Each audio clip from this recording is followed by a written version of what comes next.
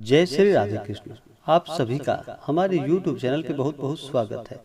आइए आज जानेंगे श्रावण शुक्ल पूर्णिमा वर्ष 2022 में रक्षाबंधन का त्योहार कब मनाया जा रहा है। तो जानेंगे शुभ मुहूर्त के बारे में और राखी बांधने का क्या समय होगा, इस दिन भद्रा का क्या समय होगा, और फिर सुनेंगे रक्षाबंधन की पौराणिक कथा।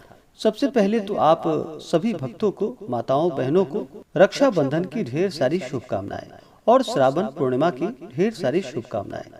आप सभी के जीवन में भगवान विष्णु, माता लक्ष्मी की कृपा से आप सभी को सभी प्रकार के सुख और समृद्धि की प्राप्ति हो। रक्षाबंधन का त्योहार जो कि हर वर्ष श्रावण माह के शुक्ल पक्ष की पूर्णिमा तिथि के दिन रक्षाबंधन का त्योहार मनाया जाता है। यह त्योहार बड़ा ही पावन माना गया है। रक्षाबंधन के दिन बहन अपने भाई के कलाई पर राखी बांधती है, जिससे भाई की रक्षा होती है, और भाई भी अपने बहन को ढेर सारे उपहार और उनकी रक्षा का उन्हें वचन प्रदान करते हैं। रक्षाबंधन का त्योहार जो कि पूरे भारत वर्ष में बड़े ही हर्ष और उल्लास के साथ मनाया जाता है। रक्षाबंधन के दिन, इस दिन राखी का त्योहार जो कि भद्रा का समय जब भी हो, तो उस समय रक्षाबंधन का त्योहार को नहीं मनाना चाहिए। तो जानते हैं रक्षाबंधन के शुभ मुहूर्त के बारे में।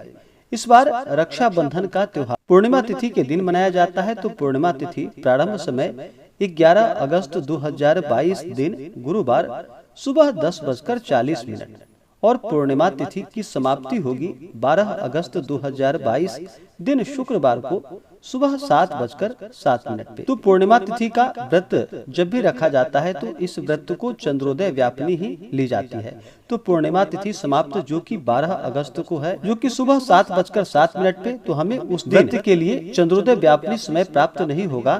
तो इस व्रत को जो कि 11 अगस्त 2022 दिन गुरुवार पूर्णिमा तिथि का व्रत रखा जाएगा।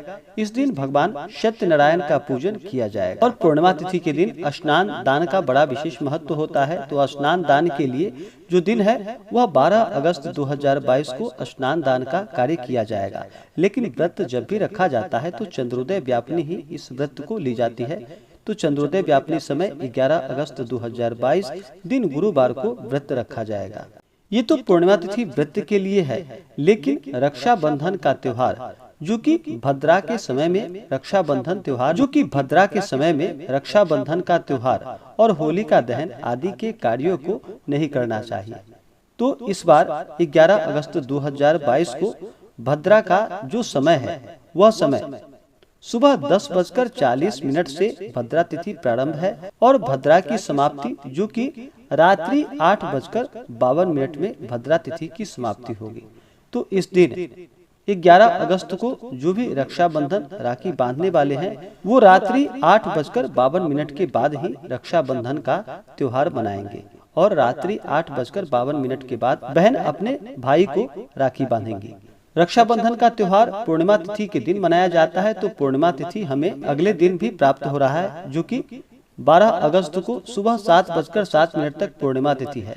तो जो 11 अगस्त को रक्षाबंधन का त्योहार नहीं मना पाएंगे वो 12 अगस्त को भी रक्षाबंधन का त्योहार मना सकते हैं। इसमें कोई दिक्कत वाली बात नहीं है। वैसे तो रक्षाबंधन जन्माष्टमी तक आप कभी भी अपने भाई के कलाई में राखी बांध सकती हैं महिलाएं, लेकिन खासकर रक्षाबंधन के त्योहार का पूर्णिमा तिथि के दिन ही, श्रावण पूर्णिमा के दिन, इसका विशेष महत्व होता है। तो जो 11 अगस्त को राखी बांधेंगे वो रात्रि 8:42 के बाद ही रक्षाबंधन का त्योहार मनाएंगे। नहीं तो 12 अगस्त 2022 दिन शुक्रवार को जो रक्षाबंधन का त्योहार मनाएंगे वो पूर्णिमा तिथि समाप्त जो कि 7:07 है 12 अगस्त को, इससे पहले ही रक्षाबंधन का त्योहार मनाए। वैसे जिसका उदय होता है उसी का अस्त माना जाता है। तो इस कारण से 12 अगस्त को आप चाहें तो दिन भर भी रक्षाबंधन का त्योहार मना सकते हैं। तो आइए अब सुनते हैं रक्षाबंधन से जुड़ी हुई एक पौराणिक कथा। अगर आप रक्षाबंधन त्योहार के उपलक्ष्य में अन्नदान, वस्त्रदान आदि के लिए ब्राह्मण दक्षिणा देना चाहते हो तो आप अपने श्रद्धा और सामर्थ्य के अनुसार हमें डिस्क्रिप्शन में जाकर के वहां से गूगल पे, फोन पे या अकाउंट नंबर के माध्यम से आप अपने श्रद्धा और सामर्थ्य के अनुसार हमें ब्राह्मण दक्षिणा प्रदान कर सकते हैं। तो आइए सुनते हैं रक्षाबंधन से जुड़ी हुई पौराणिक कथा। तो बोलिए प्रेम से भगवान विष्णु की जय, माता लक्ष्मी की जय। रक्षाबंधन की ढेर सारी कथाएं हैं, जिनमें से एक कथा के अनुसार जब राजा बलि अश्वमेध यज्ञ कर रहे थे, उस समय भगवान विष्णु राजा बलि को छलने के लिए वामन अवतार धारण कर राजा बलि से 3 पग धरती दान में मांगी। राजा बलि ने सोचा कि यह ब्राह्मण 3 पग में कितनी धरती नाप सकता है, और फिर राजा बलि ने हाँ कर दी। लेकिन देखते ही देखते वामन रूपधारी भगवान विष्णु ने अपना आकार को बढ़ाया और इतना आकार बढ़ाया कि भगवान विष्णु ने 3 पग में आकाश, धरती और स्वर्गलोक आदि को नाप लिया और फिर राजा बलि को पाताल में भेज दिया। कहा जाता है कि राजा बलि ने पाताल लोक में रहना स्वीकार कर लिया, परंतु दानवीर बलि ने कहा कि मुझे आपसे एक वचन चाहिए। इस पर भगवान विष्णु राजी हो गए। तभी राजा बलि ने भगवान विष्णु से कहा, जिस समय देखूं केवल आपको ही देखूं, सोते जागते हर क्षण आपको ही देखता रहूं। अपने वचन के अनुसार भगवान ने तथास्तु कह दिया और फिर भगवान विष्णु राजा बलि के साथ पाताल लोक में रहने लगे। उधर माता लक्ष्मी जी को अपनी स्वामी की बड़ी चिंता होने लगी।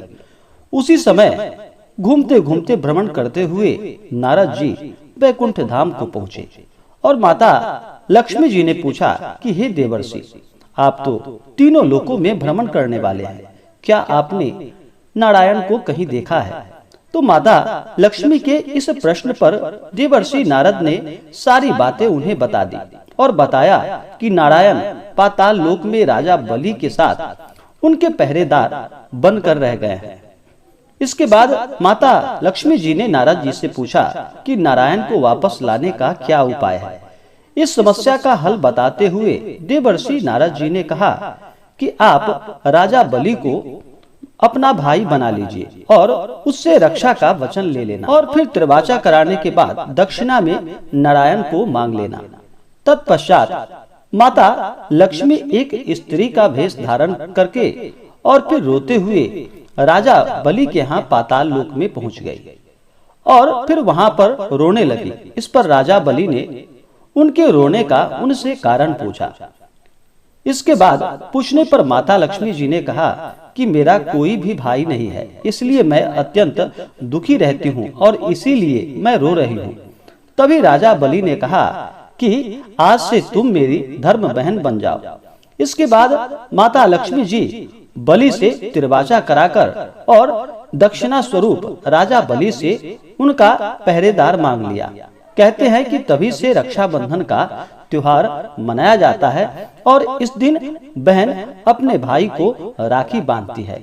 इससे भगवान विष्णु भी प्रसन्न होकर के आशीर्वाद प्रदान करते हैं। तो जो भी सच्ची श्रद्धा के साथ, नियम व निष्ठा के साथ रक्षाबंधन का त्योहार को मनाते हैं और अपने बहन के प्रेम को निभाते हैं और उनकी सदैव रक्षा करने का उन्हें वचन देते हैं, तो भगवान भी उनके ऊपर प्रसन्न हो जाते हैं।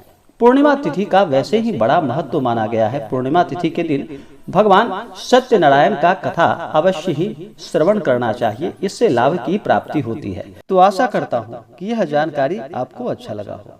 ऐसे ही ज्ञानवर्धक जानकारियाँ प्राप्त करने के लिए हमारे इस चैनल पे अगर आप नए हैं तो चैनल को लाल बटन दबा करके सब्सक्राइब करें, साथ में बेल आइकन घंटी को दबाएं ताकि मेरे वीडियो का नोटिफिकेशन आपको समय से मिलता रहे। वीडियो को लाइक करें, शेयर करें, सुखी रहें और स्वस्थ रहें। जय श्री राधे कृष्ण। धन्यवाद।